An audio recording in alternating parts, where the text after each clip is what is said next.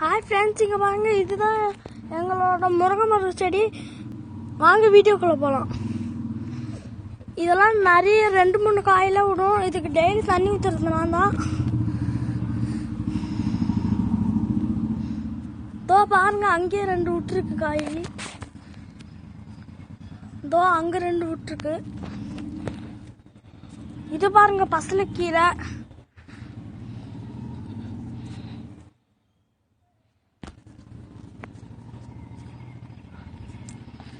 பாருங்க எவ்வளோ அதிகமாக வந்திருக்குன்னு.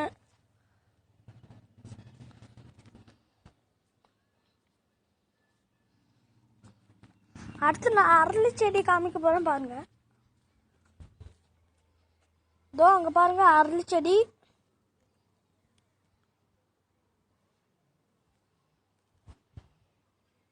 இதெல்லாம் நாங்கள் டெய்லி மூஞ்ச பண்ணுறப்ப எடுத்து போடுவோம்.